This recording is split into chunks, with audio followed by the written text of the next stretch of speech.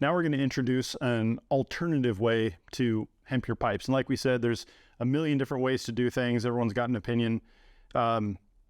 This is something that I read on some forums, and then I saw some videos on it, so I figured I'd try it. And that is using polyester thread instead of actual hemp to hemp your pipes. And the benefit from what I've seen of these is it does retain the same sort of properties, the airtight seal, but it doesn't rot and it doesn't expand. So once you put it on there, it'll crush down a little bit over time, so you got to add some, but once you get it dialed in, it just stays. And I kind of decided to take the whole COVID season when we weren't playing a lot of gigs to play around with it.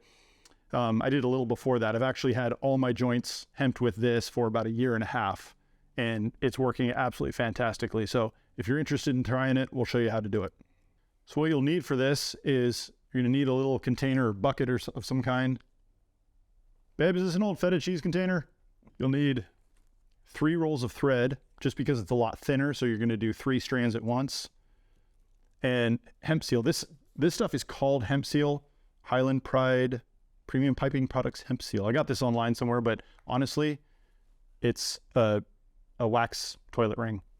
Kind of the same stuff. So if you want to go to the hardware store, spend like $2 and get a wax sealing ring, that'll work. So now you're going to throw your 3 bits of polyester thread in there. Polyester thread is a lot more stable than nylon thread, so make sure it's 100% polyester. And color doesn't matter. But red's cool. But red's cool. And I use 2 different colors for a reason, which I'll show you later. So again, 3 different strands together, make sure they're equal length. And I'm going to take a little bit of the wax. And I'm just going to apply it so these kind of stick together a little bit, like one piece of thread. You don't need to do it for the whole thing as you go, but I like the first few turns to be waxed up.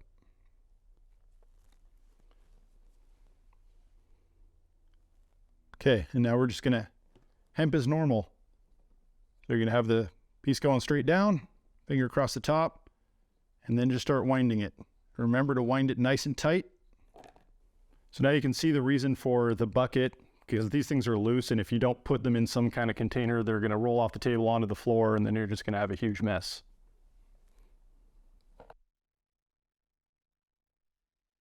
I will attest to how nice it is when I'm tuning Brian's pipes, how well and how easy they move up and down while still maintaining air tightness. Yeah. It's very nice. It's a nice. He's a nice. Now I like to go up and down a few times and then just rub a little bit of the wax in place.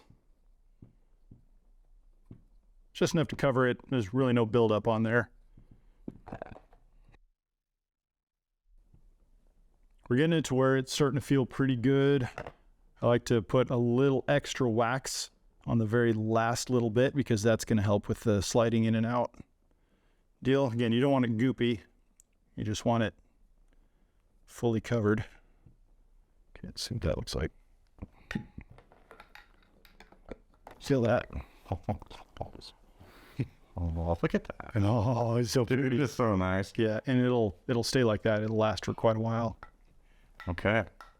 So now my tip too is if you get 2 different color threads, like we've got red there, we'll do red on the outside tenor, red on the base, and black on the inside tenor.